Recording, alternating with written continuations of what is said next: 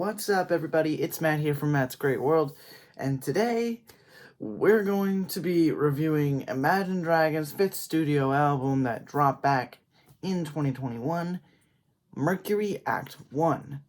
This album is just very ambient and very emotional, to say the least, and I'm excited to dive into it. So without further ado, let's go. My Life is the opening track to the album, and not only does it get straight to the point in terms of the message for the song alone, but it also sets the tone for the rest of the album, which to me is what an opening track should do. It should set the tone, and it can kind of give the listener an idea of what's to come. And this song does that to perfection. It's a track that talks about feeling like someone you don't really even know anymore, and just dealing with all kinds of different addictions, whether you're talking substance or otherwise. And you just wonder if your life is even your own at that point, which is something that has been talked about to a degree in some different ways by different rock bands, but just the way that Imagine Dragons was so upfront about it kind of made this feel a little bit more real this time around. And the bridge slowly but surely amplifies into a very, very hopeful ending, which, I mean, come on, I'm a sucker for happy endings. So that definitely got some good points in my favor. The instrumentals for the track are done to perfection, and it grabs the attention of the listener right away. My Life certainly, it's just a very, very laid back track, but it's also a very heavy one at the same time, which is hard to kind of pull off sometimes, but hey, they did it well here. Second track on the album is called Lonely, and it's the fourth single that was released off of the album way back in September of 2021. This track is very catchy and has a very smooth bass line that just makes you kind of want to jiggle, which honestly I've never heard that from Imagine Dragons before, and it was a unique twist that I enjoyed. The lyrics talk about the feeling of just being alone and not really having anyone. The which again is a theme that a lot of bands talk about, but just with that Imagine Dragons twist. And like I said, a lot of the tracks on this album are very ambient and very laid back, and this track certainly fits that bill. Even though it does kind of have a bit of a catchy rhythm, it's still kind of toned down and laid back and easy. And it continues to set the tone for the next track and the whole album, really, to be honest. The third track on the album is called Wrecked, and it's the second single that was released prior to the album's release. The soft guitar intro kind of catches your attention right away, and it lures you in. The lyrics just talk about a person you've lost that meant a lot to you, and the impact of them being gone is something that is just immeasurable and incredibly devastating. You just can't really say goodbye at that point.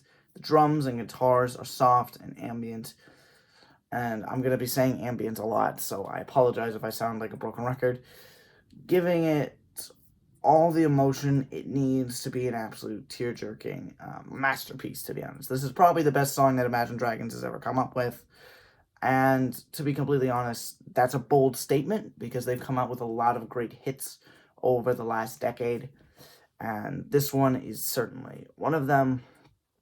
I also remember Dan Reynolds, the lead singer for the band, said that this song was written as kind of an homage to his sister-in-law, who unfortunately passed away due to cancer at one point. So that's kind of where this song came from, and honestly, it's a very relatable song for me, and it connects on a very personal level, and I just absolutely love this song to death, and I could listen to it all day, nonstop, on repeat. The fourth song on the album is called Monday, and it's the third single from Mercury, and it was released again in September of 2021, not long after Lonely. It's a very comforting song, in my opinion, and it just kind of talks about the person who you just can't get enough of, and they just make up your entire being, right? So much so that you're willing to believe that they're just made by some divine being. It's certainly much more of a pop-driven track, but that doesn't take away from the energy that this song has. And to be completely honest, again, it connects on a personal level for me as well. Because that's just honestly how I feel about my girlfriend right now. And it just can't get enough. I mean, her birthday was just yesterday, and that was a blast. So, again, this song, I can see why they made this a single. And they're going back to that kind of more pop style here. But, again, they nailed it here. Honestly, though, when I first heard this song, it kind of made me raise my eyebrows. I was like, huh? But, now that I've heard it a few more times, I'm very happy with this song, and I do enjoy it. Fifth track on the album is called Number One, literally. And once again, Number One is a very pop-driven song, but it's very thought-provoking, to say the least. The song talks about how you just kind of need to look at yourself in the mirror and realize you need to take care of yourself first and foremost. It's a topic that I really haven't heard all that much about from anyone, really. And I've heard a lot of different bands write songs about, I'm number one, I'm the best, that kind of thing. You hear that all the time. But this was definitely a much different approach that I really enjoyed. And it's good to hear some diversity amongst different topics and themes within the lyrics. And this song certainly is a shining example of that. Sixth track on the album is called Easy Come, Easy Go. And it's a song that kind of talks about losing friendships along the winding road of life, making up for lost time, and being there for your real friends when they need you the most. The drums do sound a little bit similar to some of the other tracks on the album, but it doesn't take away from the overall ambience of the song or the album, for that matter. The rest of the instrumentation on this track does the same thing. It's an underrated deep cut, in my opinion, and I do wish that this got a lot more attention than it did. The seventh track on the album is called Giants, and Giants is a track that turns everything on its head and throws you into the deep end. It almost sounds like they're trying to tap into some of their more rock tendencies on this track, and while I do enjoy the song for what it is, it does feel a little out of place for Imagine Dragons, especially with some of the screaming that Dan Reynolds tries to do, which I honestly don't know why he's trying to scream. It just doesn't really seem to fit for this album. The lyrics are about how when we surface from our lowest of lows and everything around us has just kind of changed and we think that we've changed for the worst ourselves. The music in the background sounds good, and like I said, the screaming kind of doesn't allow that to shine through. The eighth track on the album is called It's Okay, and this is a song that talks about being vulnerable and letting people know that you're struggling. Now, the whole premise of the album is to kind of talk about mental health and stuff like that. That's one of the big overlapping themes in this album, or in this double album, I guess I should say. And this topic, it comes up a lot on this album, but this track it solely focuses on this theme and this theme alone. And this song in particular shines through crystal clear here above the rest. The music in the background makes this a very psychedelic and relaxing song, to say the least. And it takes you for a ride and it has something to say.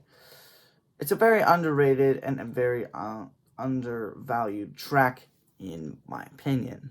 Dull Knives is the ninth track on the album.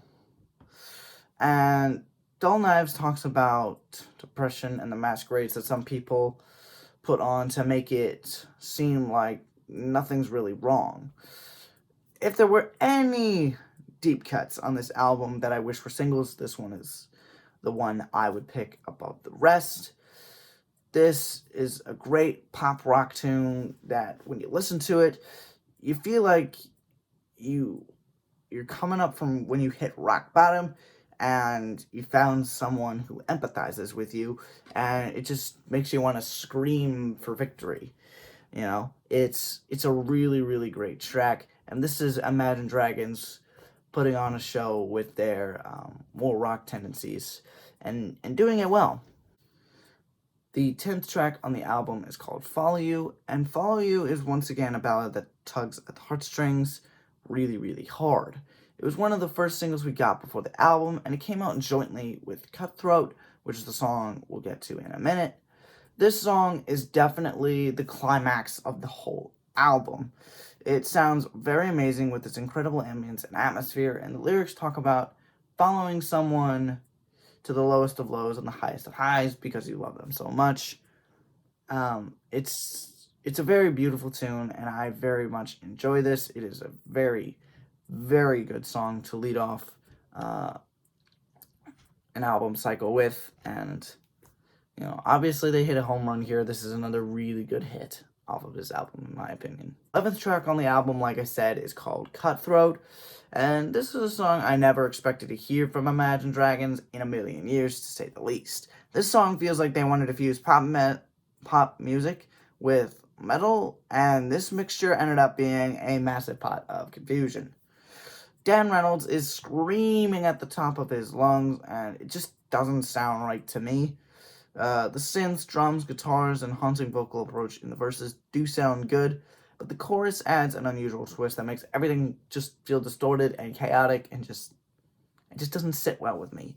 It's not my favorite track on the album, to say the least. I'm not saying it's a bad song. I'm just saying that it just does not feel like it should be on this album to me. Kind of in the same vein with Giants. Second to last track on the album is called No Time for Toxic People. And this song does exactly what the title implies. It goes after those who are just absolutely toxic and abusive and who just honestly make things worse for us. It talks about living life when things are beautiful and focusing on the bright things in life, when instead of all our preconceptions about people who may be different from us, or even the people who, just don't really seem like they belong, when in reality we all do. And at the end of the day, we're all human beings, and we should all treat each other with respect and compassion at every turn, no matter what they're going through, how they look, act, or talk. And this is definitely a song that vents a lot of frustration from the band, at least. And I can tell at every point in the song, and I really do enjoy this track because it's a very mature track, and it's a very much a psychedelic type track as well. And it's a great song to kind of lead into the closer. The 13th and final track on the album is called One Day. And One Day is about knowing that you'll be there for someone when they reach their lowest point, just like they were there for you when you were at your lowest point. It's another great psychedelic pop tune that just puts you at ease as the record comes to a close with a very gentle melody that just leaves you with a really good feeling. And this is honestly another one of those tracks that is very underrated. I could have easily seen this being a single, and I could have seen it going number one on many different charts because it's just that good, in my opinion. But, that's just one guy's opinion. Overall, this album has a lot of great songs on it, and it's an album that tackles a lot of heavy subjects, and it does so with grace and dignity, and Dan Reynolds and co. did a fantastic job on this record, with the exception of a few moments on this record, like I mentioned, with Cutthroat and Giants. It's not flawless by any means, and it's not full of huge hooks, catchy rhythms, or just big bombastic sound like we're used to hearing from Imagine Dragons. But it took things a little slower, and it sounds fantastic and well done. It's laid back, it's ambient, it's got an atmosphere, it gives the listener time to really take everything in and process everything, and it just sounds so well coming from Imagine Dragons, and I hope that they continue this sound in future. My personal rating for this album would be a 7 out of 10. And the reason I put it at a 7, despite the fact that I'm praising it so highly, is because of Cutthroat and Giants. Cutthroat was an absolute roller coaster that just scrambled my brain beyond repair. So that cost the album a few points on my end. And Giants wasn't as bad, but mostly because they didn't go full throttle like they did on Cutthroat.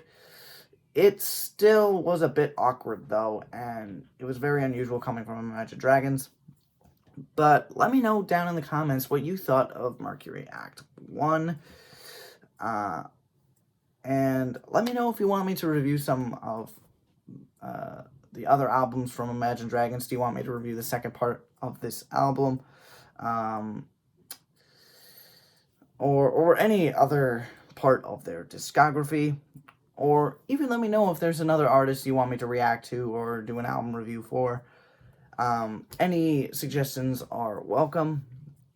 Lastly, leave a like on this video. It helps out a ton. Share with friends and family if they're fans of Imagine Dragons and music in general. And subscribe to the channel if you haven't already, because I do album reviews like this all the time.